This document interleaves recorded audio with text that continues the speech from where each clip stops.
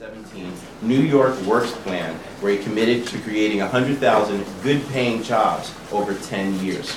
Please join us in supporting this project to prepare New Yorkers for 21st century jobs. The Tech Training Center's proposed location, we have a clicker here. Is that it? No? I'll move around this way. Great.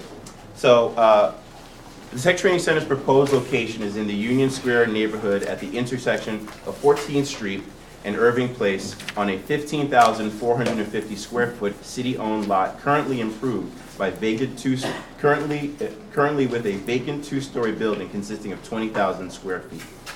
EDC released a request for proposal for the site on November 5th, 2015, and selected the partnership of REL, who's here today, and Civic Hall, who also is here today, on December 13th, 2016.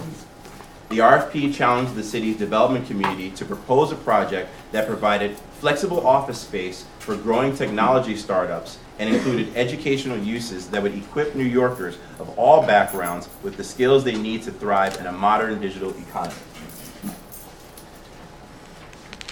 Great. The project's vision is to create a unique physical space that brings together and provides resources to 21st century job seekers, entrepreneurs, social activists, small startups, and established companies. Gerald Watson will speak about the project's program, the deal terms, and the project's background through this public process. Thank you, everyone.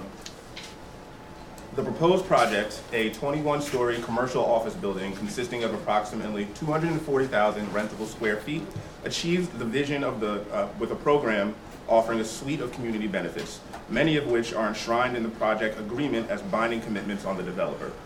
The retail and market space component, which will provide one floor of retail focused on small format vendors and first-time entrepreneurs. Use restrictions reserve 25% of food hall booths for first-time entrepreneurs or startup companies, and a radius restriction aims at preventing big box retailers from occupying the space.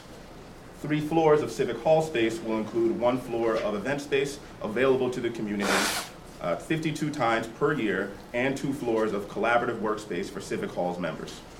It is use restricted to organizations that support civic innovation, diversity in tech, or social entrepreneurship in the city of New York. 3 floors of digital skills training space are aimed at creating a pathway to 21st century jobs for groups that are underrepresented in the tech sector. The space is use restricted to education-based and job training organizations and includes scholarship requirements for any for-profit users. The space is also rent restricted to ensure its ongoing accessibility to the public. 5 floors of step-up office space are intended to eliminate key barriers for startup companies to lease office space on flexible terms. Use restrictions on the security deposit, guarantee, and lease term are all tailored to meet the needs of growing companies. The use restrictions for the retail space, event space, Civic Hall space, and step-out office space are for 25 years. The use and rent restrictions for the digital skills training space are for 99 years. REL Companies and Affiliates LLC or an affiliated entity will enter a 99-year ground lease for the property with the developer as tenant and EDC acting as lease administrator. Upon closing, a $5 million upfront payment is due to the city. Base rent will be $2.3 million commencing in the 4th year, escalating at 2% annually beginning in the 9th lease year. Periodic rent resets based on the fair market value of the land will occur in the 31st, 61st, and 91st lease year. Beginning when the digital skills training space is fully occupied, the lessee is obligated to, in lieu of $200,000 of rent, pay to fund the programmatic elements of the workforce development space. The lease includes a participation rent structure for the lease year beginning in the 4th lease year. Percentage rent is 10% of gross revenue in excess of a certain threshold. The lessee has also agreed to comply with higher NYC and living and prevailing wage requirements as provided by the lease. To conclude, we're here today to seek your approval of the business terms of the project as part of this comprehensive public review process. As part of the ULERT process to approve a rezoning for the site to accommodate additional community benefits, the project received approval with conditions from Community Board 3 on February 27th, approval with conditions from the Borough President on May 3rd, and approval from City Council on August 8th. EDC, RAL, and Civic Hall have engaged with the community extensively prior to and throughout the public approval process and seek your approval pursuant to Section 384B4. Thank you very much.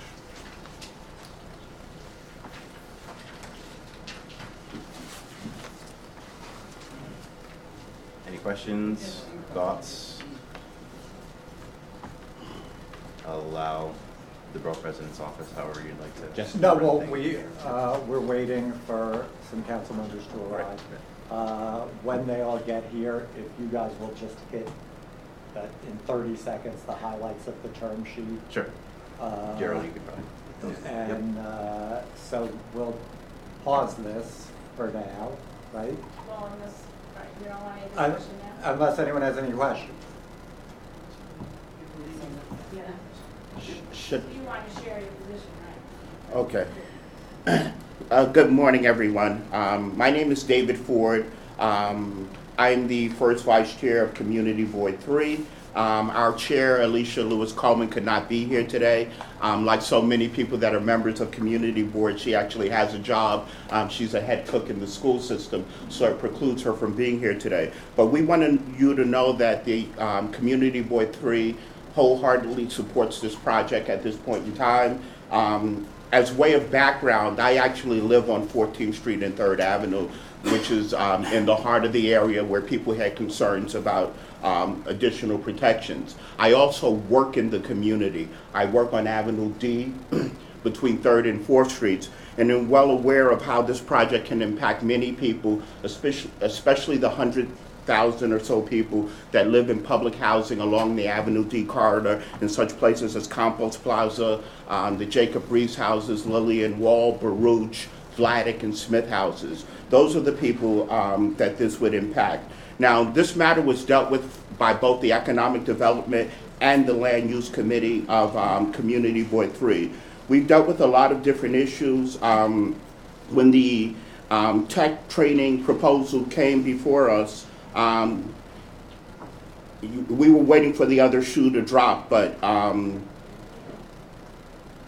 we made several negotiations, and again, as you've heard, they've covered, some of the benefits of the project that we've helped negotiate with the community, and we've weighed all sides. But at this point, Community Board 3 has wholeheartedly supported the project. We voted on it on February 27th, and we hope and trust that the council members will approve this project. Carolina Rivera, since being elected, has worked with EDC and the Borough President's office to get other negotiated terms within the lease. So in the interest of time, that's the long and short of our position. Thank you. Okay, so comments? Community Board 2 is virtually adjacent to this project. Community Board 2's position is to support Community Board 3's position, but I must reiterate for the record a concern because the area between 3rd and 5th Avenues, including the Broadway University corridor, remain virtually unprotected. So I do want that to be taken into account and reiterate for the record that we had hoped for zoning protections and full landmark protections to be included. However, as I said, Community Board 2, as far as this building itself, supports Community Board 3's position. Thank you. Okay, any other boards want to weigh in or talk or comment? Or? I just have a quick question of curiosity. I'm with Board 12, which is probably the furthest board north of this project. It sounds like a decent project. You mentioned that there was an agreement which was binding with the developer. And in what form is that? Does that take place? Was it a contract, a memo of understanding? Is it, like, in what form is it binding, and how is it enforceable? Yes.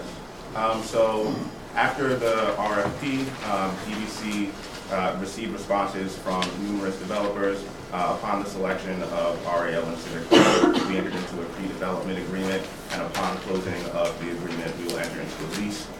Money of the community benefits that I spoke to are enshrined in that lease. So it's a lease. That's your okay. Thank you. Any other board chairs or? We do have another speaker. Yeah, Tara wanted to ask one clarifying question. Yeah, just for the purposes of the resolution, I know that we, when the lease terms are being discussed, there is a specific term that's being used that I felt wasn't defined, the civic hall uses. I know in your presentation you discussed the purpose and the mission of civic hall, but I guess just maybe if there was any way that we could make it more clear in terms of like what those. If you could just would be. address Yeah. for, you know, what this. Just because it's in the resolution, otherwise I wouldn't really state it, but I feel like that was the only like undefined term in this resolution. Can you just kind of clarify that question? Is it what is Civic Hall's purpose within the space? Yeah, or what the civic hall uses would entail, like Okay. it's in quotes. Sure, maybe Gerald, you can give a few notes on that, and perhaps Jessica, you can give a couple clarifying points on behalf of Civic Hall. That might help. So the idea of the Civic Hall space is to have the building be anchored by an organization that focuses on civic innovation, diversity in tech, and encouraging these uses within New York City. That term is a use restriction that intends to make sure that whoever is the user of that space within the building is an organization that has a mission aligned with those points. Okay, so if it's not, if for some reason it would be civic hall, it would still have to be an organization that upheld similar It would need to- attributes? yes. Okay. Is there anything to add from your end? Thank you. Community boarding has no position on this, we haven't discussed it at all, but an issue that occurred to me, which is something that we discussed with respect to affordable housing, which is the lease benefits are 99 years. But the only actual benefit for the community that's 99 years looks like a few floors of workforce development space. Everything else expires in 25 years, and there is roughly 40% of the building that seems to be market rate business. So I'm just commenting on the benefit to the developer for 4 times the length of time is the benefit to the community. You want to speak on the kind of community benefits and what Yes. extends beyond that as well too, and I just loaded that up as well Okay. too. So the intention with the community benefits and what really attracted us to this proposal was the fact that it includes a substantial amount of space for workforce development and for digital skills tech training. In regards to the length of the use and rent restrictions, our goal was to create a project that is going to have both a combination of ongoing community benefits and sustainability. We feel comfortable that the term of the use and rent restrictions is appropriate given the ambitious program that we're trying to accomplish here. And I also want to mention a few other related community benefits as well too. Aside from the Civic Hall space, that'll be taking up a certain portion of the building, as well as the digital skills training aspect of it as well too. There'll be an event space that's going to be located within the building. As we all know, finding space in Manhattan is incredibly difficult, particularly for nonprofits and community organizations as well too, such as community boards. So there's also an event space that'll be located within there, offering that'll be accessible to community organizations at a very low cost for 52 times per year. So that's another community benefit that's related to this. And then there's the step-up office space, which actually offers lots of flexible terms as opposed to other rentable spaces for small startups and nonprofits as well. And these are also negotiation terms that we worked with directly with Community Board 3, as well as with Councilmember Carlina Rivera's office. And the other point that I also want to highlight that's also a major part of, which is connected to the deal terms, which is about a $200,000 annual tenant obligation to fund workforce development programming that's credited back to the tenant through ground rent reduction.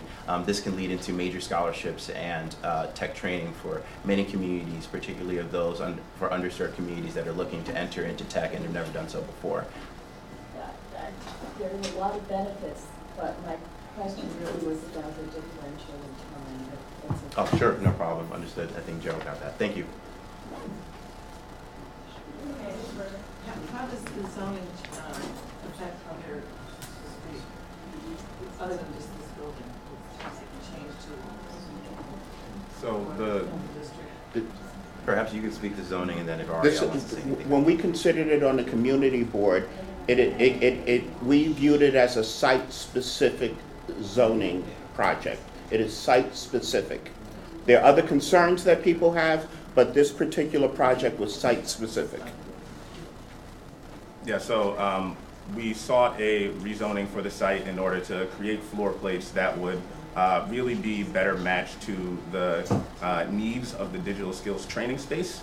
And what we sought through this was to achieve a contextual zoning and to rationalize the zoning that was existing on the site. It was previously divided into 4 zoning districts, and we sought to change that to a consistent C64, and also to get bulk and density waivers for the rear yard. And we also have the support of Help USA as we went through that process. Are there chairs, board reps, questions? Okay. We do have a speaker also that we've allowed today. We usually don't do this. We have one speaker from Greenwich Village Historic Preservation, we say name on, to just present their position on this. Thanks for the opportunity, everybody. You want to come up Sure. so people can see you.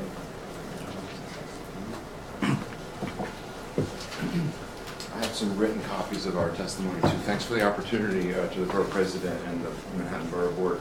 My name is Harry Bubbins and I represent the Greenwich Village Society for Historic Preservation. Our organization, like several dozen other local community organizations, worked very hard to see that the rezoning for this site and the giving away of this valuable public asset came with appropriate safeguards and protections for the surrounding neighborhood. The planned development here received a rezoning which allowed for a substantially larger building than current zoning allows on this site, and one which is more commercial than the existing zoning allows, which was meant to encourage residential development here. The adjoining blocks are seeing a wave of totally out-of-character office, hotel, and high-rise condo development in an area which is predominantly low to mid-rise and residential. It is also seeing little or no new affordable housing created because part of the affected area has zoning without any affordable housing provisions, while the other half has such provisions but a loophole encourages developers to get around them by building purely commercial buildings.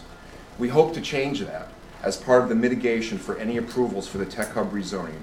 We proposed and got support from Community Boards 2 and 3 and every elected official representing the area for a rezoning of about a dozen adjacent blocks to put in place reasonable height limits for new development where none currently exists, to add affordable housing incentives or requirements where none currently exist, and to eliminate the loophole encouraging developers to sidestep the existing affordable housing incentives by building larger commercial buildings. Unfortunately, none of that was included in the final deal, a deal with which thousands of affected neighborhood residents have expressed their strong dissatisfaction. A fraction of the modest but necessary protections we sought and which are needed in this area were included in the deal, none of which have been taken effect or will for some time, and no details of which have been made available to the public. But even if they are everything they have been described as, they will do little to stem the tide of inappropriate development which is transforming this part of Greenwich Village and the East Village into an extension of Midtown South and Silicon Alley. As we speak, a 165-year-old hotel in which Abraham Lincoln and Ulysses S. Grant stayed, Alexander Graham Bell demonstrated the telephone, and Marcel Duchamp made revolutionary art is being torn down to make way for a glassy office tower. The rezoning for the site, which this lease covers, is adding to that development pressure and accelerating this unnecessary and damaging trend.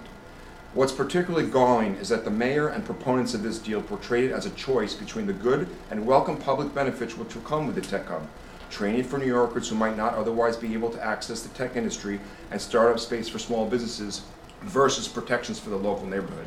Nothing could be further from the truth. Both could have been provided, offering a win-win for our city, and virtually all of the public benefits included in the Tech Hub could have been built on this site without the commercial upzoning, which will increase the pressure on the surrounding neighborhood. In fact, an early iteration of the Tech Hub plan required no rezoning whatsoever and included nearly all the same public benefits, more in fact in some respects. Instead, the commercial upzoning and now this lease gives away an incredibly valuable public asset to a developer who is also a campaign donor to the mayor, although there were a number of other proposals with public benefits submitted to the EDC by entities less connected to the administration. And the rezoning allows that developer to include thousands of square feet of purely for-profit commercial space in the building, covering 40% of the building's total square footage, off of which a killing will be made at the public expense. This is an elaborate sham to reward a donor to the mayor, as we have seen done time and time again before. Not a zoning change or a lease deal necessary to provide important public benefits. Those benefits could have been provided without any rezoning. We are seeing this type of selling and squandering of our public resources become more and more common. I urge you to consider that before you vote to approve the final piece of this unseemly arrangement. Thank you for the opportunity. Okay, any other immediate thoughts, comments, Well, Bevmore, I just want to yes? see what's the response to that. Did you say you want to respond? I mean, these are presentations, it's not a debate. For point of clarity, the community board explored the 40% of commercial space, and given the benefits not only to the community, but of tech startups that have outgrown places like WeWork, and for some of the commercials, for some of the community space that would be in a building as such, the 40% of commercial space is being used, and which is a model through a lot of other EDC projects to support the entire building.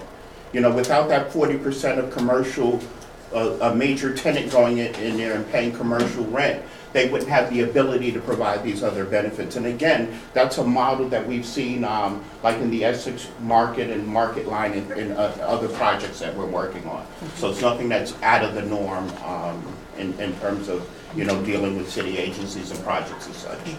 And there's two points that I'd like to highlight. Number one, this is connected to a community board district needs statement where there is a request by the Economic Development Committee for a business incubator. This particular site actually matches that community board's district needs statement, so it shows that the city is listening to the community boards and the needs of the community directly in regards to this project.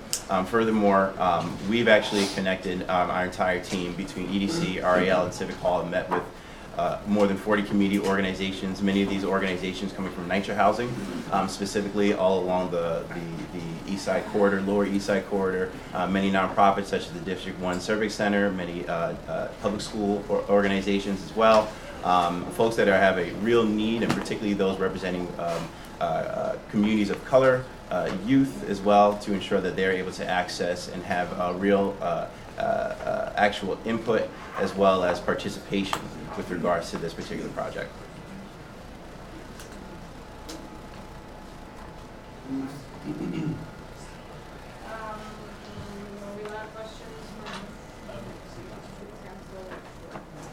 All right, just a quick question on, just because last time I was in this room, we were discussing the L train shutdown, and will the construction of this begin after that shutdown concludes, just because there were concerns about the busway and everyone getting around in the 14th Street corridor when it's shut down? Absolutely. Maybe Gerald and RAL can speak to that. Yes, so there are ongoing discussions with the Department of Transportation with regard to the L train shutdown. We're taking it very seriously and have been collaborating with DOT since the environmental review phase, submitting preliminary construction plans to them for their review. And we are committed, both RAL, Suffolk, and EDC, to continuing that process with them to ensure that any potential impact is mitigated. Maybe perhaps RAL has a few words. Yeah, in general, we've been working with DOT since actually prior to even submitting for ULURP, and we've taken a very active role in that, and we feel confident that there's virtually no impact. We're actually conceding to, in the construction process,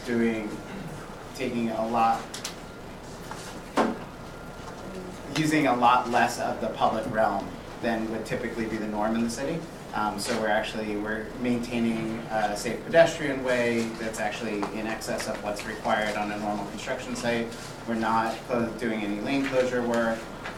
We've taken this very seriously. Obviously, we want to mitigate the impacts to the public, and there's obviously impacts in rivers too, so we want to mitigate that up front and be aware, and we're actually meeting with DOT again in the coming weeks. Thank you. Excellent. Any other questions, comments? Okay. So here's where we are in this meeting. We need to take a vote, but we do not yet have quorum. We're waiting for a few additional council members to come, which they're on their way. So what I'd like to do, if it's okay with EDC and everyone, is to kind of put this on pause for a couple minutes. We're going to start with chair reports, and then at the point when other council members join us, we will be able to vote. Can I ask one question? Yes, we have time if you could. No, I didn't. I wasn't going to ask, but then if we had time. Can you go back to the slide about the amount of money? So at this borough board, I've seen amazing presentations. I think CB2 did the one with the traffic. Was it CB2 that? CB4. Can't take credit. No, it's fine, but it's like, so I see the job development piece. I'm curious about how many people will receive training and what type of audience will receive that training with only $200,000 in training dollars. And then similarly, I'm a big believer in civic technology collaboration with government, but I don't see any set aside to fund that. I believe the CB4 project costs something like $50,000 for something that will be useful to all 12 community boards, so that's a good value for the money, but I don't see any budget set aside to fund those groups, or even groups like, I can't say a specific one, but a group like Beta NYC or a successor group that has been getting people together to help solve civic tech problems. Joe, do you want to speak to a little bit about the jobs-related aspects, and perhaps Civic Hall can speak a bit more about the funding aspects as well? So the scholarship fund, is that the focus of the question? Yeah, perhaps maybe Gerald can start and kind of put in some sort of general aspects related to where EDC stands with it, and then follow up from Civic Hall regards to your work and how the funding works with regards to training. We already have partnerships established with a number of different workforce development organizations, such as Perscolis, who are we're actually starting pilots with them this fall in terms of our collaborative programming.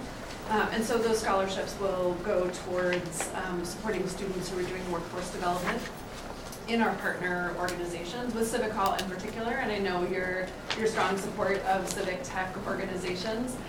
The way Civic Hall works right now is that we have membership offerings, sliding scale of membership fees, so that people who are not able to afford standard membership rates are able to come in at a reduced rate. And then we also offer programs that support entrepreneurs who are building civic technology through funding from other foundation sources. So we have funding from groups like the Ford Foundation and the Omidyar Network to make sure that we're able to support entrepreneurs who are building civic technology. Anything to add, Gerald, to that at all? Gerald. And can I add something? I'm Carlina Rivera, I'm the councilwoman for the area. And this project took a lot of capacity from my team and of course from all the constituents that are hopefully going to benefit from this project during my first 8 months in office.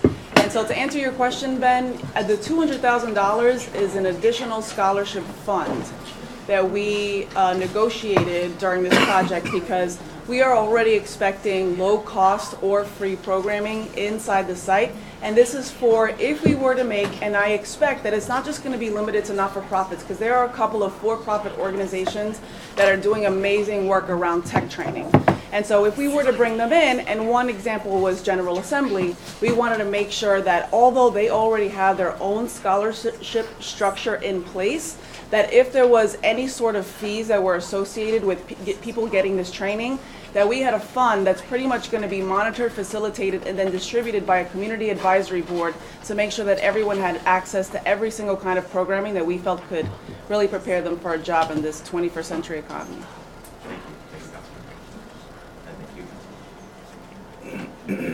Oh, and it's not just Perscolis, General Assembly, it's CUNY. I mean, Civic Hall has a reputation, I think, that speaks for itself. And we're planning on bringing a lot more other community-based organizations that have trusted relationships throughout the district. Yeah, and we've been talking to at least 40 different groups in the community, and lots of groups that maybe don't have the name recognition that a group like Perscolis or General Assembly has, but are really true community-based organizations that are very local to CB3, and working with them as well. And a lot of these groups, to Carlina's point, a lot of these groups are already offering free or low cost, and so the scholarship fund is really something in addition to that to make sure that really we're able to reach as many people as possible and make the training available. Even if a low cost training is still a financial hurdle, make that training available to someone.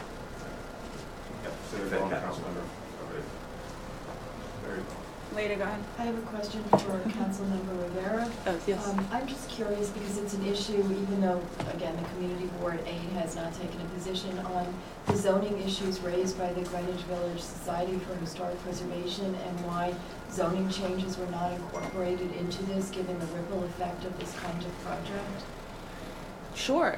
So this is a spot zoning for one building, and what we were trying to do since the beginning of our negotiations was try to think of how one commercial building could potentially bring in other commercial development. Sure, that can happen. It can definitely bring in other commercial development. So what we were working on are protections in the area, and this goes for all over New York City, that would make sure that we were looking at how to keep, I guess, this oversaturation or hyperdevelopment that's rampant throughout, all the 5 boroughs, especially gentrifying neighborhoods. So what we were able to secure were a couple of things that I announced. I'm not sure, and Harry, I'm sorry I missed your presentation, but there were a couple of things that we announced that are, I don't want to say that are associated with this project, because these were 2 different tracks that we tried to stay on. One is the building to bring jobs and prepare people for the future, and one was to protect the community. So we're going to continue to work on those sorts of landmark protections, and we actually have secured a couple of things, again, that were already announced. And I think they are somewhat, of course, everything is associated. We live in this kind of ecosystem. And so we did secure some really great things for the area, and happy to talk about that with you afterwards. Okay. No other comments, questions? Okay. We're very close to having quorum, but we're not quite there yet, unfortunately. So unless anyone has any other questions, again, we're going to sort of put this project on hold for a couple minutes. We're going to start with chair reports. And then at the point when we're joined by some additional council members and we're able to vote, we'll swing back into this and we'll do the vote. Okay?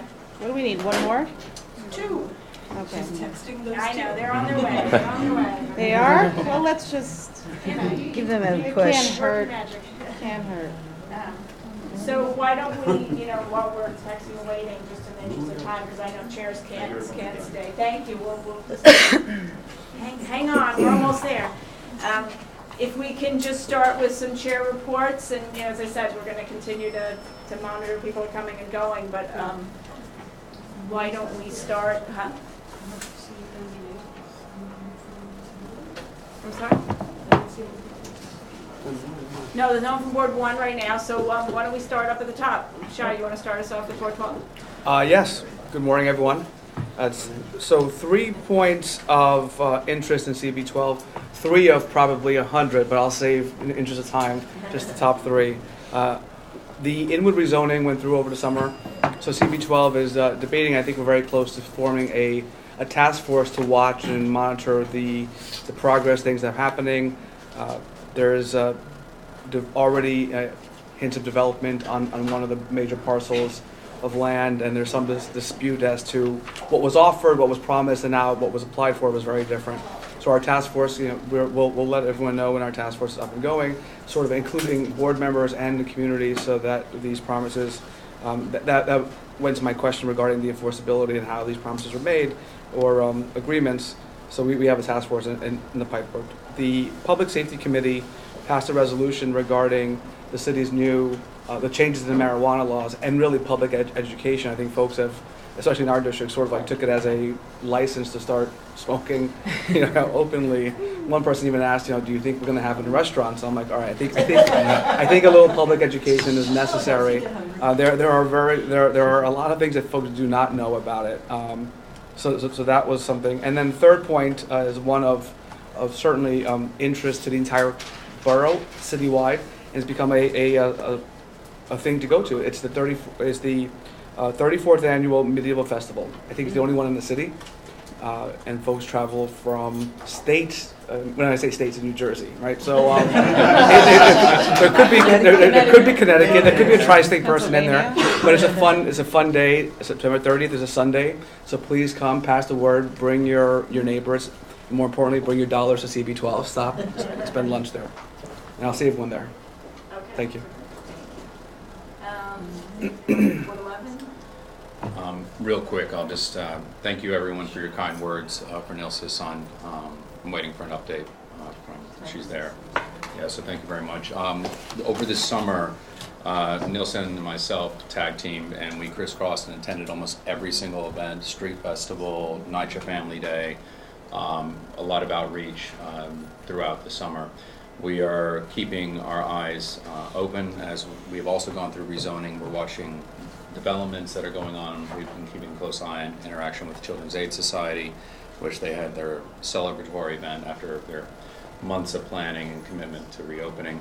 We are currently, right now, during executive committee, we've gone over the recommendations for the charter revision. We are having the individual committees issue what their thoughts are so we can take an official position on that. And currently, there was a vociferous debate about the term limits portion of it.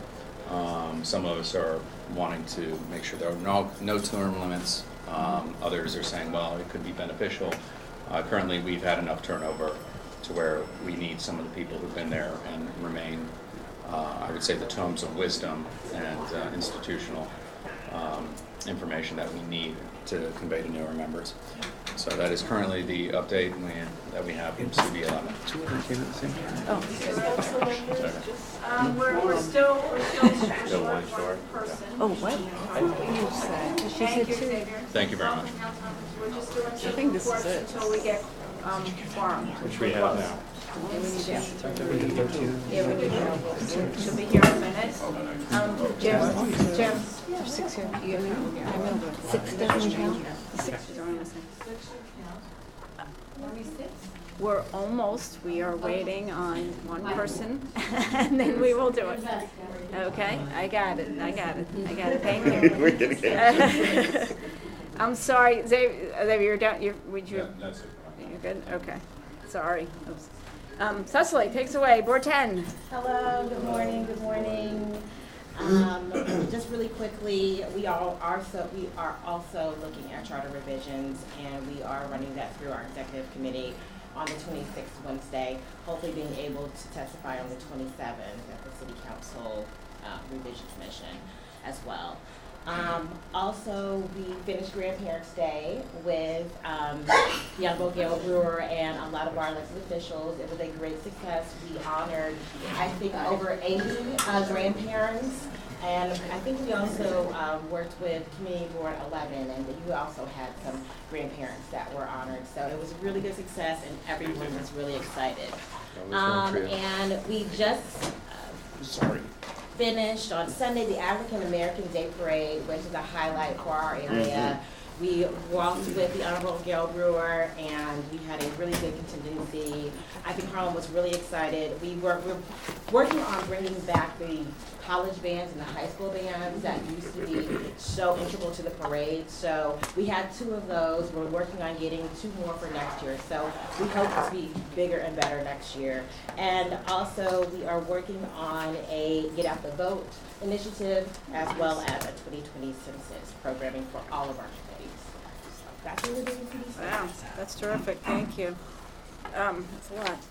Okay, I know that there are some people who need to leave, so we're going to pause now the committee report, the chair reports, and we're going to do the vote on the resolution on the tech hub. And so Jim's going to take this over, and then we're going to conduct a vote. Okay. So this is a resolution pursuant to section 384B4 of the city charter. And 384 is about disposing of city property. What it basically says is you got to do it in a competitive process so that the city gets its the value of the property after an appraisal. But section B4 actually makes an exception. When you're disposing of property to a local development corporation like EDC, the mayor can do it without the appraisal and the competitive process, only upon approval by the borough board. So that's what this is. This is approval of the borough board. You all have in front of you the term sheet that EDC went over for the benefit of the members who just came in. It's 240,000 rentable square feet, 21-story building. The lease terms are 49 years with 2 25-year renewals. You'll see little I through 4, through little Roman numeral 4 are the requirements of the lease. 71,000 rentable square feet of the building to be used for tech, creative or innovative. 10,000 rentable square feet to be used by small food vendors. 44,000 rentable square feet to promote civic hall uses, and 44,000 rentable square feet for workforce development space. EDC, did I miss any highlight? Okay, and the EAS was prepared. There are 2 copies there for your reference. It's referenced in the resolution. A negative declaration was issued, and we will, if nobody has any other questions, we'll proceed to a vote. Any of the council members who just came in, any comments? They're okay with moving ahead, or something else? Do I have an attendance sheet?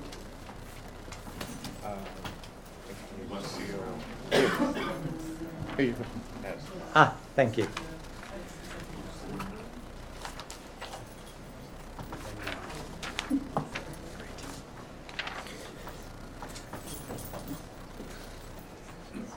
Councilmember Chen.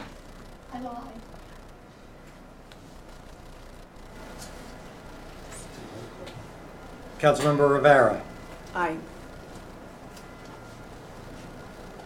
Speaker Johnson. Councilmember Powers. Aye. Councilmember Kalos. Permission to explain my vote? Sure. I just want to thank Carlina for all the hard work that she did. She spoke a little bit about it in terms of the 8 months in work. Civic Hall has been serving the city as a whole with office spaces and trying to find a home, and now they'll finally have it. I think all of us, whether it's community board members or elected officials, continue to get people coming to us every day asking for jobs who need training, and we'll finally have a place that we can send folks to get training where they'll be able to get high-paying, good quality, and possibly even 6-figure jobs. So this is a dream come true, and then I also know that in terms of the landmarks that Carlina's community will be seeing, none of this would have happened without her strong advocacy. Just thank you, so I'm proud to vote on it. Councilmember Rosenthal. With congratulations to Rivera, I proudly vote aye. All right. I am out the door. Aye, go. Councilmember Levine. What she said. You have to roll out the door now. Yeah, there you go.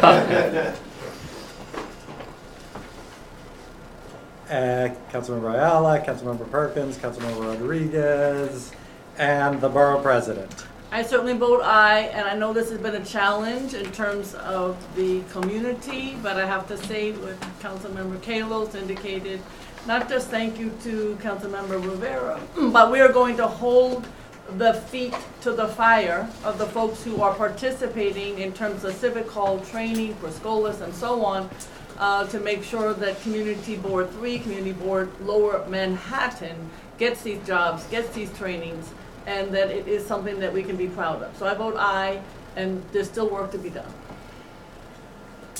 And the chair of the community board is not here, but we have heard from Community Board 3. Yes. So by a vote of 1, 2, 3, 4, 5, 6, 7 in the affirmative, 0 in the negative, 0 abstentions, the resolution is adopted. Thank you. Thank you. Thanks, everybody.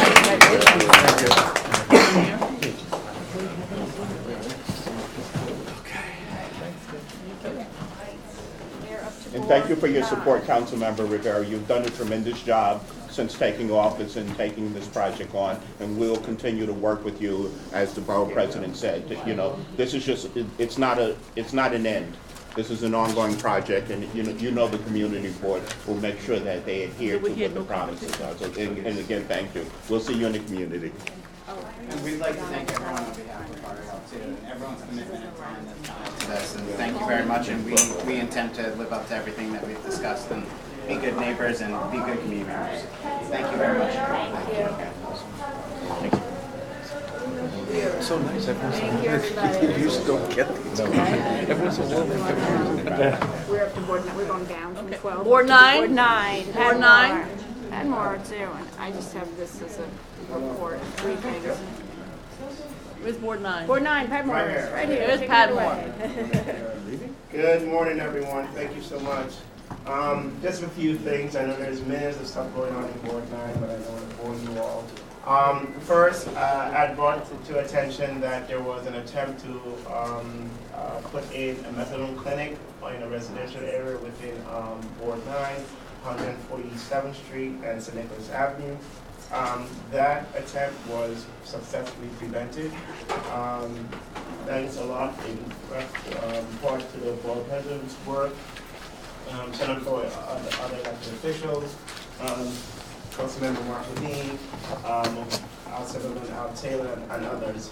So we are now in the process of engaging with August Communities, which is the organization that wanted to put in the methadone clinic in terms of finding a much better location. We are engaging with them rather than them just coming and understand where they want to be. So hopefully that process will be much better in terms of finding a more appropriate location. Over the summer, there was a lot of work done by our housing committee. It never ends.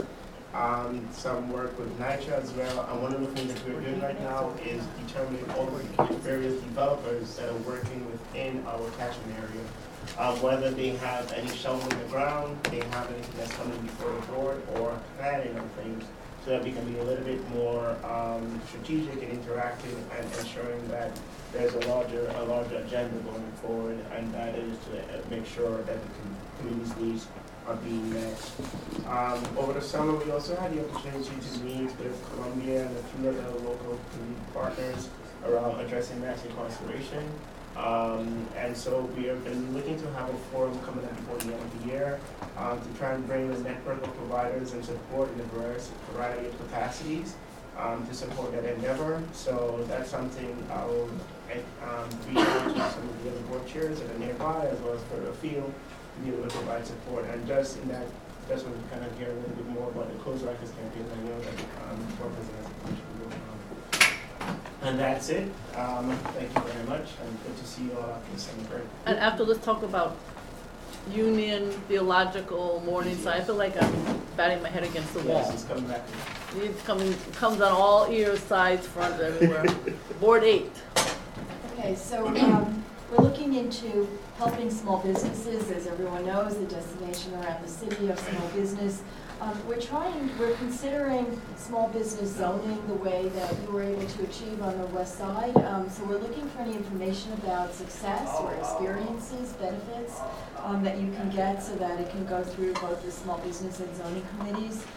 Zoning is still a major issue, no height limits, a city reluctance to give us a height limit, and the overdevelopment. Extel is tearing down all of First Avenue between 79th and 80th Street to build some massive building with the sale of air rights. We're concerned about affordable housing on Roosevelt Island and the air rights that transfer to the Upper East Side from that. So zoning is a very major issue for us. On the Charter Commission, we have a task force. We've been meeting every other week. We were making a lot of progress, only now I feel slammed into a brick wall because of the advocacy rules, and we're not really sure what we can do as a community board. On that, we're concerned, I mean, we know that we can't advocate on city time. We can educate or advocate individually, but we're opposed to term limits. We're opposed to the idea of resources coming from this Civic Engagement Commission, which will be controlled by the mayor. We have a number of issues about that. On affordable housing, we have no information in any of the as-of-right buildings. That Extel building is tearing down all the 4- or 5-story buildings on that block. We have no idea what's happening to the tenants, where they went, and there's no information. We would like to get information that they don't come. And then Marymount College on 71st Street came to us in an interest of collaborating. So the students can provide help with research, with studies, with surveys, support for ideas that the board might have. So I think it's a really interesting and exciting proposition. And if you have any schools within your districts, maybe you want to approach them on that. And I'm working together, and that's it. Thank you. Thank you very much. Board 7? Board 7, tomorrow we're having parking day. We're taking 4 parking spaces on Broadway and 100th Street, and we're turning them into pop-up park. We're going to have dance performances in the afternoon. We're going to have a dance workshop. Some of the civic groups are going to join us. It's a model. If it works, we're going to do it next year. We're also going to have someone is donating to us, moving it up, a platform that has seats and plants on it. So we'll have videos and we'll be able to make a presentation that's a little fun. We've also been working on the city charter. We've stopped doing anything about the mayors because we were basically put on hold. At our full board meeting on October 2nd, we're going to do a training session. We're going to need someone to come in and do a half-hour training. On the charter? On the mayor's charter. Okay. And on the new charter. So Okay, we'll make sure we can get somebody for that, right, Jim? Okay. we had to postpone that meeting, our start time. So Okay. we're starting the meeting at 6:15 for the charter revision. Then we're Okay. going into our public session. We're starting our business session at 8 because one of our members is an Orthodox Jew and his holiday technically doesn't end until 8 o'clock. Okay. On the super talls, it's a major problem. We have 2 buildings, 200 Amsterdam, which would be 65 stories, is now there's going to be an Article 78 against it because BSA wrote this crazy, unreadable document. There's a challenge to the building that Extel wants to build on 66th Street between Central Park West and Columbus, which would cast shadows on the park all the way up to the Bethesda Fountain from 3 o'clock until sundown every day of the year, or earlier in the summer. There's also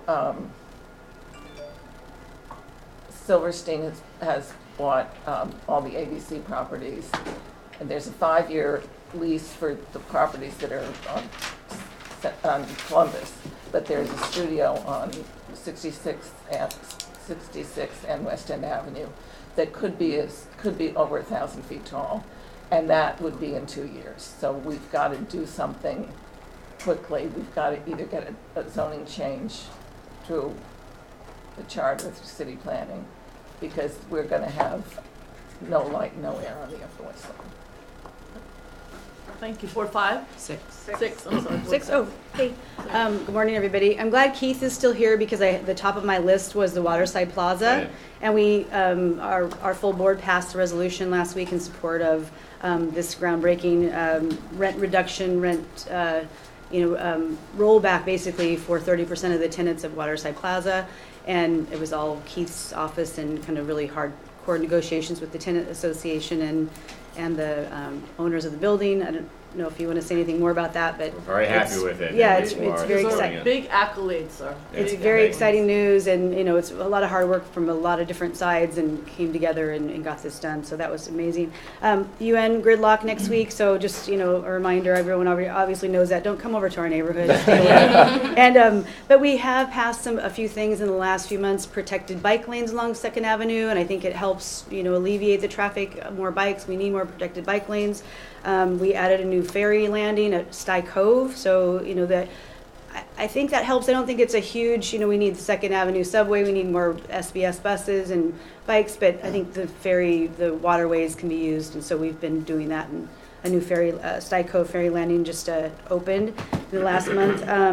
What else do I have here? Waterfront, we're focused on the waterfront. We need, number one, resiliency. We're working with city planning, and anyway, there's some things happening. I don't know. Hopefully, we can report back next month. But we need resiliency on the East River. We need connectivity. We need accessibility. We need open space. We have really little open space. So we're fighting hard. We're meeting with a lot of different coalitions and groups to get that done. Again, should be working more closely with CB8. We met with CB3 last week on some other things relative to that. Sanitation trucks. I wish Carlina was still here because I think they're mostly in her district. But we don't have a sanitation garage, and so you're affected as well. So we have Both CB8, CB6, they'll be parked on the and border. CB3. We have sanitation trucks parking on the streets. I'm sure you're all aware. So we need to.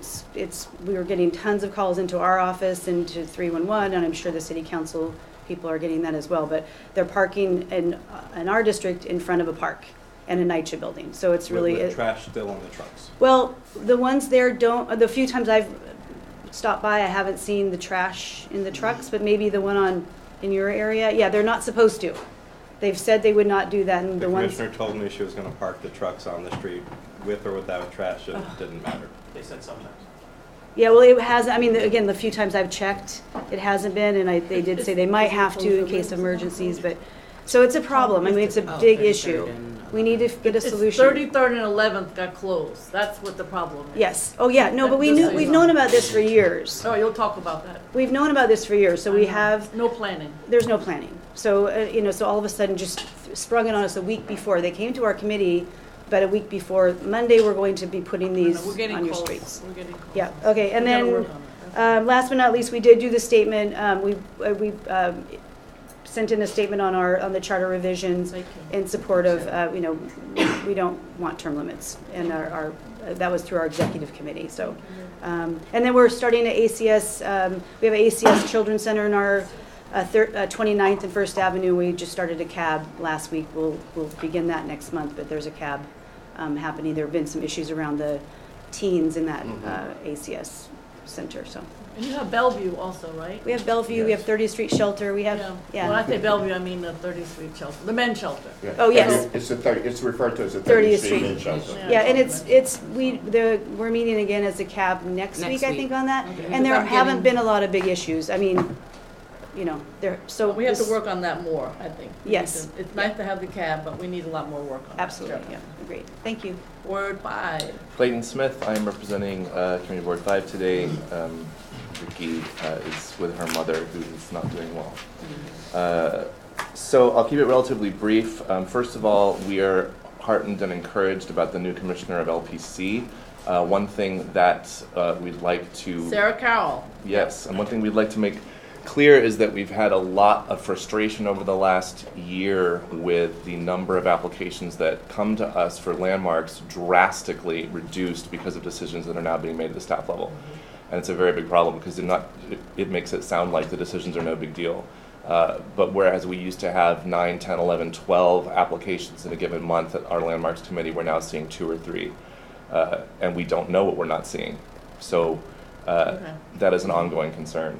We need to write a letter. Secondly, the Garment Center, this is a big, huge thing, as you all know. Thank you so much, Gail, for all of your incredibly steadfast, tireless work with us on this. We have felt like we've made huge, huge strides and are looking forward to seeing how the details all pan out. We're right in a phase now where we are speaking more with EDC about the workforce development details that they're proposing, because those have not quite been fleshed out. We'd like to get some more clarification as to who is eligible for those programs and what those programs will entail, and specifically want to ensure that there is robust outreach done to non-English speaking workforce, both the small business owners and the actual employees of those businesses, who we think are the people and the businesses that are going to be most at risk for rezoning. Thank you. Okay. Penn Station, we are frequently befuddled by the governor's statements, especially when they cite us by name, because we have not been speaking to him. So his most recent declaration that he's been working with the community board about the changes to Penn Station came as news to us. Well, that was the phone call to Vicky in the car, no? That's what that was. There was a phone call to Vicky in the car. So who's this? This is the governor. I'm sorry. That was engaging the community. So luckily she wasn't driving. Or yeah, I know. Driving. We all know the story and we chuckle every time. So it is really funny, except for the fact that it's not. So anyway, so we do have some meetings coming up, not with his office, but with others, to try to insert ourselves more into the process. As you all know, we still believe that the removal of Madison Square Garden is the solution. So we are continuing on that track. The last thing I'll mention, there's a lot of other stuff, but the last thing I'll mention is about the charter revision. I'd love to take the opportunity to get some answers to the questions about what we can and cannot do, because we're as soon as you're done, we're going to have Jim because we're confused and frustrated. Yeah. We also have heard this at exec. We haven't at full board for this reason, but we are adamantly opposed to term limits. We think it is an incredibly blunt instrument for problems that could be addressed in other ways, including board involvement and borough president's involvement in attrition and selection and appointment of members. We think term limits for appointed positions doesn't make any sense. Institutional memory for us is huge. So you're going to talk to the boroughs other than Manhattan, because we're trying to do that here, so that will be your, Right. everybody's job. At this point, we have 50% of our board membership are people who have been on Community Board 5 for 2 years or less. Good, so you go right out and talk to the press. But And it's a I don't know big if problem. that's legal or not, but Yeah. that's what you're doing. Okay. One other thing I want to mention on Penn Station, so when I went to the governor's whatever, and spoke, I mentioned that this was a concern, blah, blah, blah. So I do think there's room for us to put together a stakeholders meeting that's serious in the community on this topic. So it's great. Ward 4. Yeah, building on Ward 5, your resolution of a problem becomes a problem for us. Because most of the sites mentioned that are thrown out as for relocation of Madison Square Garden is west of 8th Avenue, which is in community. Yeah, we don't want it near Penn South, which is the big issue. They're talking the top of the old Morgan Post Office, all kinds of sites out there. So any discussions, we want to be involved in. We will be. Discussions. What's going on in Community Board 4? It's most of it's ongoing. Thank the Borough President again for leading the charge on Harborview. I know Lowell was here last month and he explained to you what was going on about Harborview. Nothing has happened, I don't think, since. And we're still 100% affordable. Yeah. We, Port Authority Bus Terminal, redesign, keep everybody aware of that. We have a task force. I don't know about any other boards there, internal operations and committee jurisdictional territories, but the best way I found to get something done is to sort of knock heads together and create a task force, which is not in any particular committee, not in transportation, not in land use, and get people to talk with each other, to iron out their internal divisions and disagreements before we go speak with the Port Authority, which is what we're doing, and we have been having ongoing discussions with them. Most currently, we're having discussions about particularly 8th Avenue and the bike lanes and 9th Avenue and bike lanes and traffic and the backup from the closing or the reconstruction of the Helix across the river at the other side of the Lincoln Tunnel. You may have seen in Cranes, we're getting on the Hudson Boulevard some new additions to our Hudson Boulevard Park, and Cranes, they had big headlines. Thanks to the speaker. Thanks for the speaker, but the Cranes headline was not very complimentary. Most expensive park in history of New York City, the dollar amount per quarter acre. Yeah, I don't mind, I think it's a good allocation, might be expensive, but it's a good allocation of the park. We have no problem with it. They don't mind spending on other things that are not helpful. We have no problem with it. We should have gotten it a long time ago, and we're very happy it's happening. Also with parks, we've always had the Hudson River Trust, the West Side Park. It's not finished yet. The biggest stumbling block in our area for not to be finished, putting aside the heliport, is the tow path on Pier 76. Everybody shakes their head and says, yes, we're going to move it. Yes, we're going to move it. Okay, when? How? Where? What's the process? So one of the things that we keep doing is reminding everybody who says they're going to do something about it, where are we? Where are we? It's a long, drawn-out process. We know that, but we don't want it. We don't want it to be forgotten. We don't want everybody sort of to collapse into it and say, "Oh, it's always going to be there. We can't do anything about it." We want to remind people about Pier 76. We also have some issues with social service providers, particularly in Hell's Kitchen. We had a recent murder. There's not as much supervision in the hostels and the shelters that needs to be there. And so it's almost an ongoing, continuing discussion with the providers. And we did not comment on the charter proposal. We did comment on the charter commission, the mayor's charter commission's process and how they came to the conclusion. And we had, out of our exec, and then we had a full board vote on that. And if anybody wants to see it, I'll send you a copy of our letter. commenting again, not on the proposals, but how they came to the conclusion on the proposal. And we're thinking, because we all, every one of us have this new money now. It's not tons and tons of it, and it's a one shot. We don't know if it's going to go ongoing in the budget next year. We're actually coming up on our executive board next Monday. How are we going to spend this money? And one of the thoughts is hire somebody to be a communications person and create periodic town halls on topics of interest, and one just may be informational, stay within the boundaries, informational on charter revision. I was thinking the same thing, actually. Yes. Board 3. Yes, David Ford for Board 3. We have our executive committee tonight. We didn't have any summer off because of the number of issues we're facing. I don't feel sorry for you, none of us did. Speaking before the wrong crowd. Of course, the L train shutdown remains an issue. One of my personal concerns is there's going to be a bottleneck at Avenue A. They're doing active construction there. When the 14A bus turns, it can hardly turn. So if they're going to run a busway, they have to clear that whole pathway. And of course, there's issues at Delancey and other places. We also have Essex Street crossing. We have to look into the Essex Street market because the move has been delayed and get with the merchants there. The two bridges issue, which you and Councilmember Chin have been helping us with, coastal resiliency, the charter revision issue, the 2020 census. I can't wait to go to Rhode Island. Hopefully it's still on. Yep.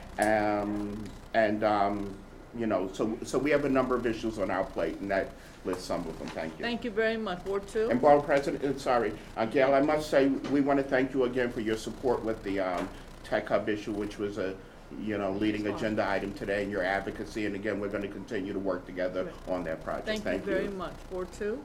Lots and also I'll talk very, very quickly. First, thank you for the interim appointments. I'm very excited about that. Additionally, we are very excited that the process of scoping is starting for 2 passive open areas that are 20 years in the making, sites that were promised when the water tunnels were done, that were promised 20 years ago.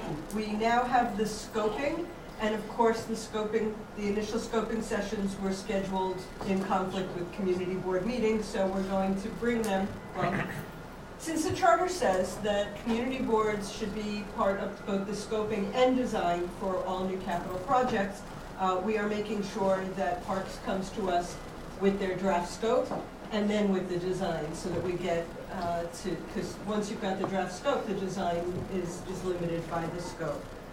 So 20 years in the making, and now it's on fast track, I hope. We did create a charter revision review task force. One of the issues, and Councilmember Kalos, we've spoken about this, one of the issues that we want to add in addition to the other stuff that we've all been discussing, including term limits, is seeker revision. And I'm not sure that that's actually part of the charter, which may just refer to you have to go through a seeker process. We'll hear from Jim in a few minutes. He'll tell us.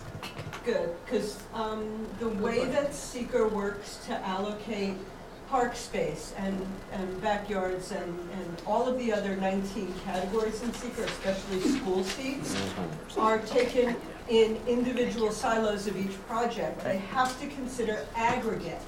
If you've got 4 buildings, each of which is 1 apartment lower than the limit, you've got no school and a lot of buildings. So that's just one, but our charter review probably is not ready for our full board meeting tonight. But in order to make it for the 27th, we will present informally our committee, our task force's resolutions. Small business, in addition to many others of you, Community Board 2 has created a small business committee. So if I may second Alita's request for a copy of the way that the rezoning worked on the west side, I think that would be part of the conversation. And then one other thing, for those of you who have mentioned cranes, thank you, Bert. Cranes reported on an upcoming Soho NoHo rezoning. I would like to tell everyone within earshot, I'm watching on TV, There isn't a rezoning on the table. There is an examination of the existing zoning. There's considerations of solving any problems that the existing zoning yields. That does not mean that rezoning is a foregone conclusion. So for any and all, please do not use the term rezoning unless or until that is the solution that is recommended. There's a lot to talk about, and rezoning may or may not be part of that. And last, we have 550 Washington, which is a very, very large development and had 3 parts. It now has 2 parts because the bottom 2 were sold. And instead of affordable housing in the south part of the site, we are keeping it in the north. Instead of about 400 units of affordable housing, we will be getting office development. And there may be good things with that, but how do you get affordable housing? It's just a frustration. And again, this project may work out well, and we're reigniting our 550 Washington task force. We're meeting on the 1st to kind of examine what we can get, because what they are doing is as of right, and once again, and this may go back to the charter issues, as of right means no voice, right, unless we ask, may I please? Right. And a community board should never have to ask on a major multi-block project, may we please weigh in? Thank you for letting us. That should never happen. Last, I'd like to invite everybody to the Soho Block Party on Saturday, September 22nd from 2 to 5 p.m. Come to Vesuvio Playground. There'll be lots of fun and food. Bye. Thank you very much. I think Ward 1 is not here. Councilmember Kalos, do you want to make a report? Yes, please. Don't make it a long piece of paper. No, true. So I first just want to thank Community Board 8's Chair, Alita, for being a strong partner and working with us in so much. And her laundry list is very similar to my laundry list, and that is a good thing. First key thing I want to speak to, which is the issue of the day, is the charter. I think what's frustrating to me is some agencies are being told they're allowed to advocate, like the CFB. The council is being told we can advocate. Others are being told you can't. That being said, the CFB is doing the pro-con thing, and to the extent that all of you may be interested in doing informational sessions in October, I pretty much wrote the first question on the ballot and testified in favor of every single thing, which is the campaign finance piece. I don't want to talk about any of the other items, but if you will have me at your community boards, I would love to talk about why we shouldn't have big money in politics. I also want to please beg and plead with everyone to make sure that you testify on the 27th at City Hall at 6 p.m. All the information is at charter2019.nyc. I also want to share something really cool. When I first got elected, I did something weird. I said that the city charter should be available for free. So you can actually go on the city, if you search Charter NYC, it'll take you to the law department. The law department will take you to a site from American Legal. And if you have any trouble trying to find the download link, I'll send it to you. But like you can download all 360 pages. It's really fun and interesting. I'd like to announce a book club for the charter, and anyone who wants to join is welcome to do it. I'd love if other people who like the charter as much as me would co-host, but I don't know if they're allowed. But you can print out the whole thing. I recommend just printing out the sections that matter to you in particular. We're suing to protect the zoning that we won on Sutton. We fought that along with our borough president, and just for CB7, I think your challenge may have cost me a school in my district, but Roberta, we're trying to build a school with a developer you're dealing with, and since I got active in your part of the district, things have gone south on a school in my district. But that being said, it's Extel issue. We have a great school it wasn't Extel, it was Demont. yes, but No, but Extel was the original developer of that, so we did that. So anyway, the key thing is I'd be interested in sitting down with your community board and the borough president to share our zoning papers and our zoning resolution. We were able to do a tower on base, it means that the building can't be, it drops the building from 1,200 feet down to around 300 to 400, and that they're being responsible 200. So I'd be interested in handing over whatever papers we have, and to the extent you think you can work with any of the neighborhood associations to raise a lot of money. Well, they're doing that, Ben. They're really doing it. They're doing everything they can. They're doing that. Believe me. You got it. They're raising money like crazy. And then in terms of the small business that Alita mentioned, that I've been a fan of what you've done, and I know that the city council did a study and it seems somewhat inconclusive. I know that Community Board 8 used to have small business zoning on 86th Street to preserve the German businesses, but when it got replaced with electronics businesses, the Community Board blew it away.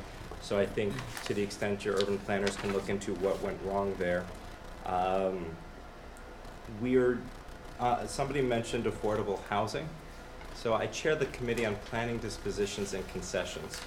And if you have projects going through your districts, I'd be interested in working with Gail's office and your offices. The council gets like 2 weeks notice.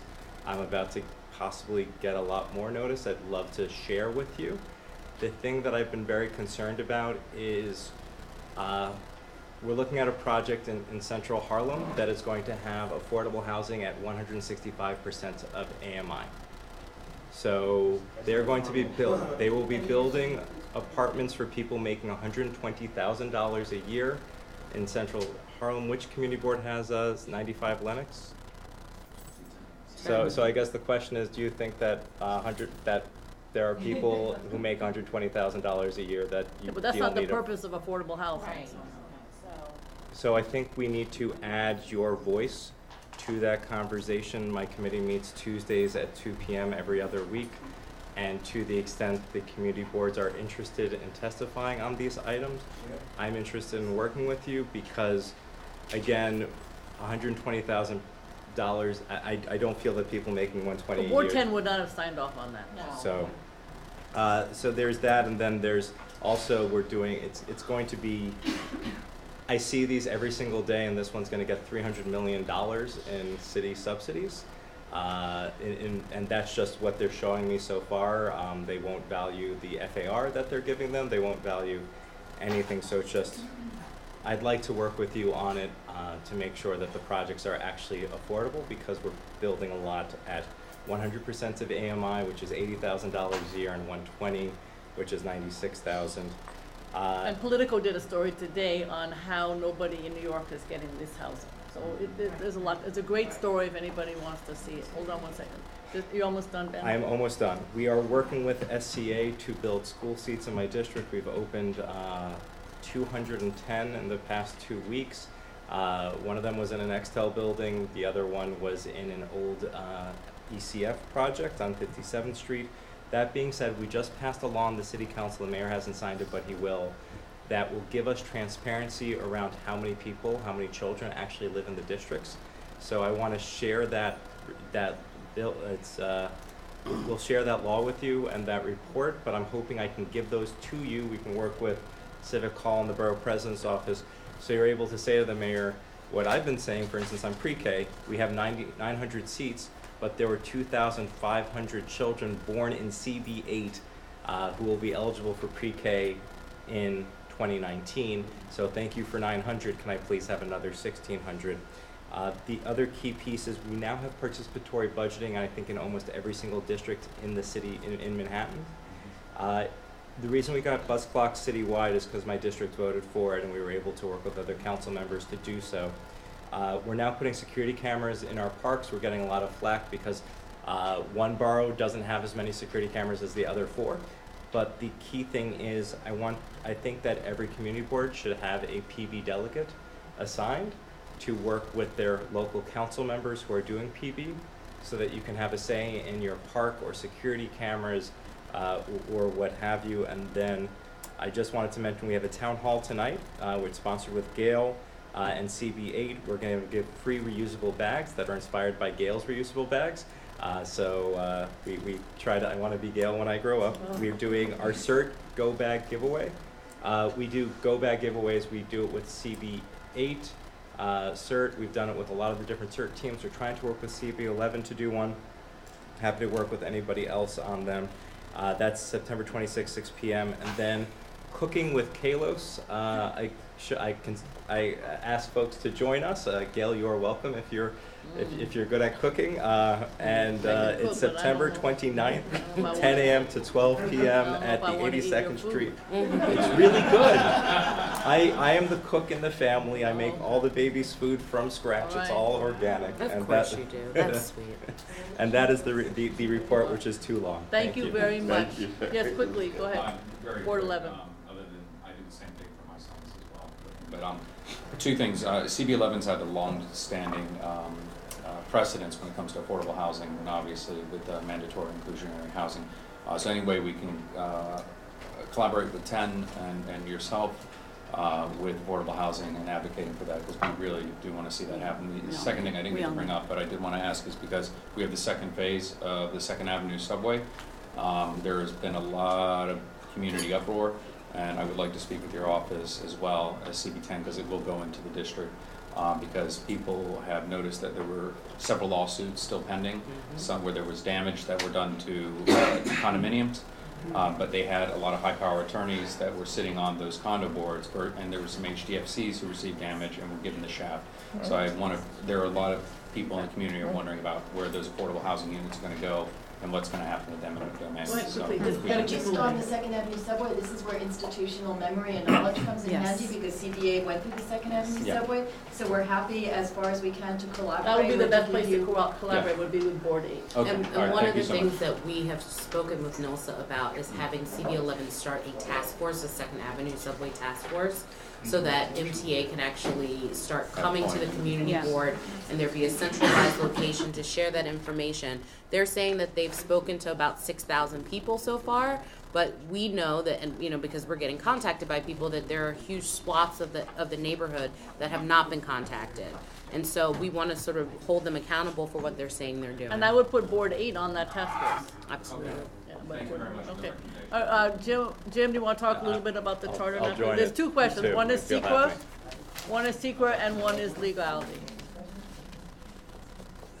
So, just a couple quick things. I'm now special counsel to the speaker. I'm taking a quarter of to the borough president, sorry. I'm taking a quarter of a step back. I'm thinking about my 25 years at the council. Taking a quarter of a step back because I'm Gail's appointee to the Charter Commission, the 2019 Charter Commission. Adele is general counsel. James is our new deputy land use director. So you'll still be seeing me here with land use resolutions and 384B4s, and that will not change. But Adele and I have been looking at the issue of Charter Commission and what can and can't be done. And first I want to say the Charter Commission that is just starting, the 2019 Charter Commission, of which I'm a member, you guys can put positions together, testimony together, you can appear before us. This when you have to worry about what you can and can't do only happens after something is submitted to the ballot. So the Mayor's Commission, the 2018 Commission, has submitted something to the ballot. So Adele's going to give you some words of advice on. Okay. Yeah, as Jim said, now that the Mayor's Charter Revision Commission has been, their questions have been certified to the ballot, it's just as if it's a candidate under the law. And therefore, community boards cannot use any resources officially to advocate to up or down vote on that. You can, however, have informational sessions. You can do two things. One, as individuals, and with a disclaimer, I am not representing CBX. You can express yourself, and you can have informational sessions. And that can be very valuable. But please be very, very careful, because people are watching. You cannot use any community board resources or any speak in any official capacity for or against the resolution, because it's on the ballot. But as Jim said, and we realized we wanted you to speak before it became an actual official resolution, but they had their meetings over the summer when most of you are not working, and it was very quick. But I have a question. Why is the city council staff and legal stating something different? What are they stating that's different? My understanding is Yeah? the city council is stating that they can do organizing and take a position. So we have to get that straight. I have a letter in writing So from my that's a council problem, guys. saying that I'm allowed Yeah. to. All right, so Has said differently. well, we're gonna have to get that straight. Order. City council members can't, because a member you can support a candidate. But he's Right. using his office Yeah. to do so, Jessica. This is a, Okay, so I think that's the distinction, and we'll get clarification, but I think the distinction is what an individual council member can do versus a council office. I have a question. Yes. CB7 had a resolution that passed before the full board on September 3rd. Is that, so then there's a different, but there's a different discussion, Ben, because he's saying that. We'll have to have a discussion. That's a different discussion than what we have. I know, but CFB is doing pro and cons as we speak. That's different, Yeah. that's pro and cons. That's very different. If you want to have a session that gives the Informational. pros and cons, that's kind of an informational session. Of course you can do that. You But can't it's give gotta be the only pros the and cons, cons. it can't be, No, but 4 seconds. Ben, I want to be of quick, I asked about throwing. that. They are really doing education. Yeah. CFB is doing education, pros and cons. We can do the same. Yeah, and it's very valuable. It can be very But important the to city do that. council has said to Jim and to Adele that they agree with our position. Let's be clear. So let's talk about it offline. Okay. That's what we Yeah. understand. No worries. Roberta has, so we passed a resolution on September 3rd. Is that, what can we do with, I mean, are we allowed to post it? Are we allowed to? I mean, Against we've what sent it the- to the borough president, but we haven't posted it online, but it is a resolution we passed at a. I would not post it online, given the advice that we've received from Corporation Because it was Counsel, after. because it's advocating one way or the other vis-à-vis a resolution that's on the ballot. Again, you can But it would be sponsor in our informational would it be in our sessions. minutes?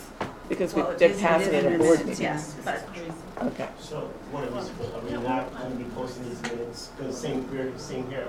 no, you can post your minutes, but you can't Post a advocate resolution. that position any longer. Okay. We had a resolution about the process that led to the proposals, because we passed it on Wednesday, and it was during that week that it went to the vote. I think it was a Thursday night they voted, and we commented on their process coming to that conclusion. Can we post that? Your minutes should and can be posted just like any other resolution, but using the community board, either voice as a community board or resources, isn't valid. Now, and really criticizing their procedures is in effect advocating against the resolution. But again, Can you be information, that's a specific? Okay, let's be specific as to what they can do. What is an informational session? Right. What is it? Where a What is session it? where you have speakers pro and con, a session where you explain to people the underlying implications of these resolutions. But as long as you're presenting both sides. In a pretty even-handed way. So speaking in the third person, like Trump, it is said. I don't still understand how you present even pro and con without making it clear, without any interpretation. Well, look, we can't answer every specific question here. If you have specific questions, you can send them to us. We'll get you Well, it's advice pretty from general. the department. But we're giving you what the law Think of it is. as a candidate. Well, if you there had are a questions candidates here. night, I know, but there. you wouldn't want to come down in favor of one of the 3 or 4 candidates who is presenting, right? So it's The like law that. treats this exactly. Once it goes to the ballot, it treats it as if you're choosing between a Democrat and a Republican. Yeah, but the problem, Yes or that no. doesn't work. That's a different kind of analogy because they don't do Democrats and Republicans. They do substance. Go ahead and then come back. So would it be okay if we're doing a pro and con session that, let's just say, term limits as an issue, and we say, well, right now they're advocating term limits for X, Y, and Z because they want to have, more people that are representative, which is the case they're making, and we are saying, on the pro side, that could work. However, you could lose, using a Boolean phrase, you could lose institutional wisdom that even though we may have records, people will actually be able to get into the grainy details to explain how that process took place, whereas someone who had been on the board for only 3 or 4 years may not have that information that goes back 20 or 30. And just weigh it out like that. Would that be within the safe margins of a pro and con session? As long as you have equal articulation of the And two sides. the pro side should not be the board.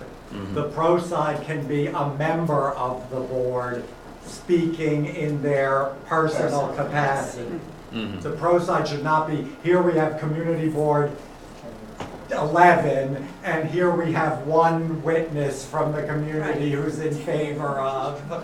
And it is like an election, like the community board cannot take a position in favor of one person or another in an election. They don't do that. They don't do They that. don't do That's that. the difference. No, Had but they more do go young- out individually and. But they Has don't. the board president's office identified certain individuals pro and con that they might be I don't know anybody who was for this topic. But I'm sure the mayor can give you that list. Yeah. I think you'd have to call, I think what you should do is call the charter. Exactly. Yeah, The I'm sure charter they give you revision, the we will speakers send you list. out the phone number, because it's hard to find, Yeah. of the charter, let me just finish, of the Charter Revision Commission. It's almost impossible to get their phone number. We will send it out to everybody, and then you can call them. Okay, yes. So just to clarify, we could write individually, say that we're a member or the chair of the board, to letters to the editor or op-ed pieces explaining our point of view, as long as we don't say we're speaking for the board. I would say affirmatively, I am not speaking for the board, I am speaking, and I write as an individual citizen. Cicely, go ahead. My question is, so as we prepare people to speak on the 27th of the City Council Commission, we might still be discussing things that have already been decided by the Mayor's Commission. Is it okay to still discuss those things as the City Good Council is more a comprehensive review? It's a good question. That is an excellent question. I would, my instinct, Adele, what do you think, is yes, because it's charter revision. You should discuss it in the context of what we want to see in This commission do. And we can double check that with the law department. But my preliminary answer is yes, that's fine. Ben?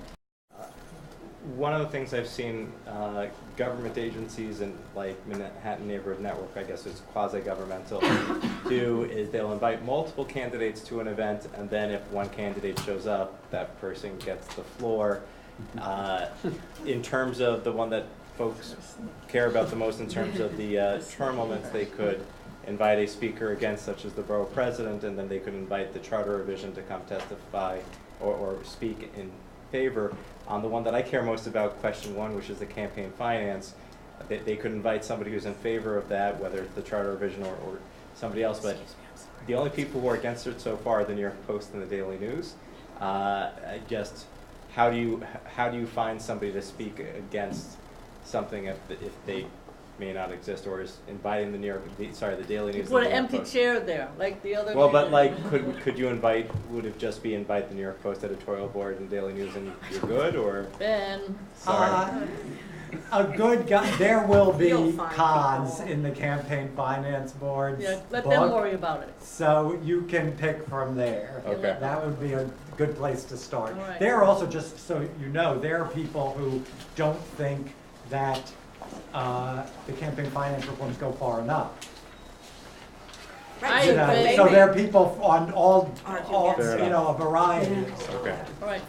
Anything else on this topic? This is helpful. Yes, go ahead. Could we have in writing just a general guidance? We'll Just- send it. We will send the chair something. And then the contact in. Right, for the phone number, yeah, that. Yes. Can't- We've sent a couple Distinguishing emails. The mayors and the 2019 commission, because that's, I think, a lot of, to Cicely's point. We're still talking about these issues. Yes. And we So want you to can't testify. talk about them on the ballot, but we can talk about them. Absolutely. on 2019.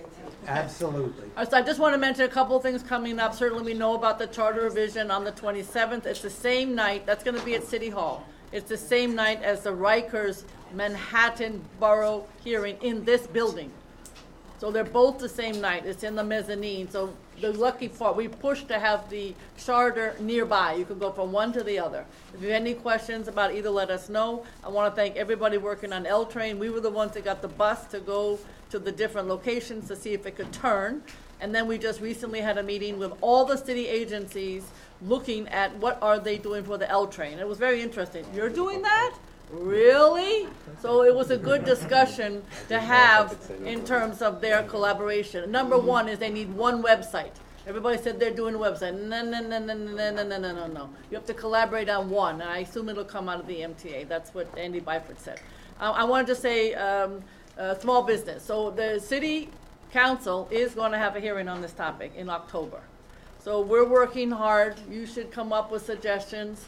You should testify. I have no idea. I assume it'll be on the small jobs, but it'll also be on our bill with the speaker, which says every vacancy has to list their vacancy with the city of New York.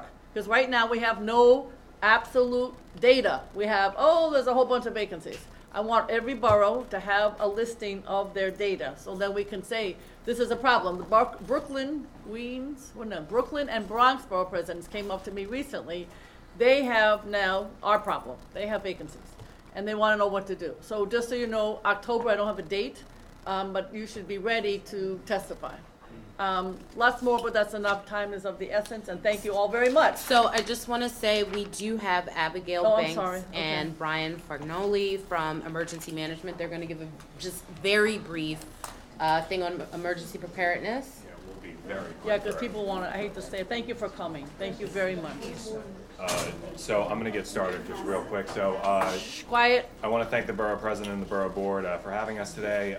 My name is Brian Fagnoli. This is Abigail Banks. We're in the Intergovernmental Affairs Division of Emergency Management. We're the coordinating agency for all big and small emergencies across the city, from water main breaks to hurricanes. We do it all.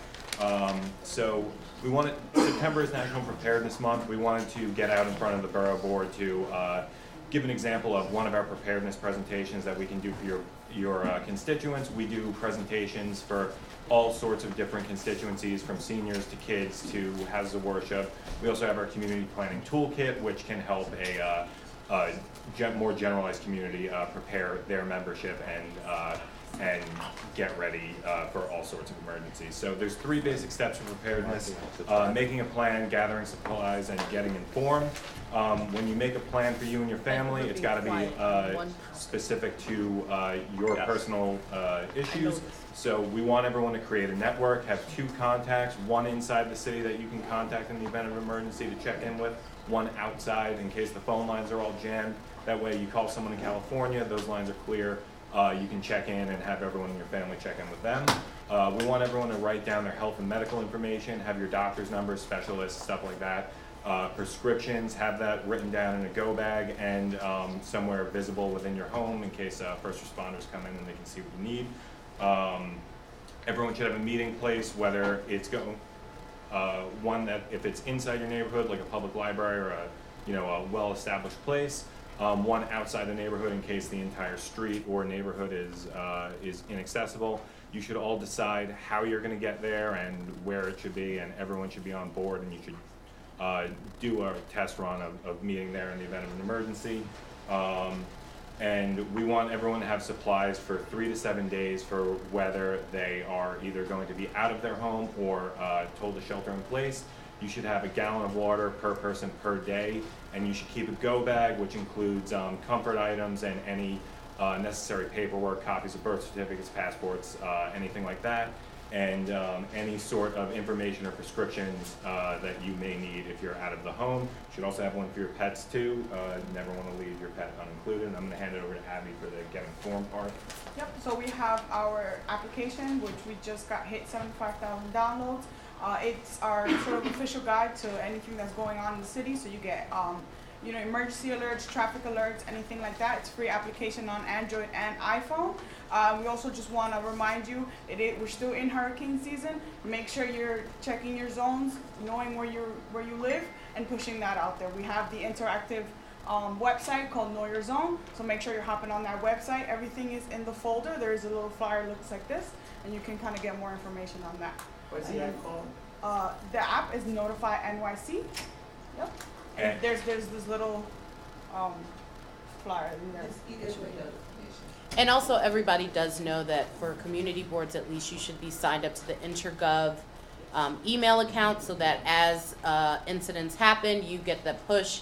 And also for any phone calls, conference calls that happen, that they do related to large storms and everything, that you all are getting that information and can participate. And within, I guess, the last year or so, we've launched our Plan Now NYC website, which is a one-stop shop guide with our partners at NYPD, FDNY, Health Department, and the MTA for no-notice events like terrorism or a mass shooting or something like that. That's your one-stop arena where you can go and get information on how to prepare for those sorts of events.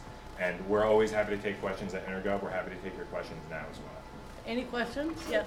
We have it was brought to my attention the other day from Ben Jacobs and Keith Power's office that folks at probably like 14th and First Avenue, I'll call you. their emergency shelter site is what, 57th and something? It's Yeah, the only ADA accessible site is 56th and 3rd. There is a site at 34th and Park, but it's so far from 14th and C.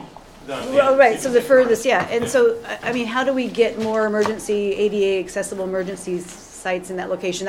Was surprising to me to learn that. Sure, so just as a little bit of background, our emergency sites do move around since there are construction issues that happen. There are reasons where a site can come on and offline for any number of reasons. That's why we always encourage people to check what their evacuation center is prior to an emergency happening, check it fairly regularly and make sure. We also do our Share Your Space program, which is run through the External Affairs Division. If you know of centers that are ADA accessible, that are private businesses or a college or a house of worship, anything like that has a large amount of space, they can volunteer their space for either an evacuation center or like a community meeting or something like that for emergency management purposes. We'll send someone from our logistics unit out to the site to do a check to make sure if it's not ADA accessible, can it be made ADA accessible with a couple of easy fixes, having a CERT member hold the door open, putting a ramp up somewhere, like something like that. So and you guys should talk. Yeah, if you have suggestions, we're more than happy. Specifically Absolutely. about that site. Okay. Anything else?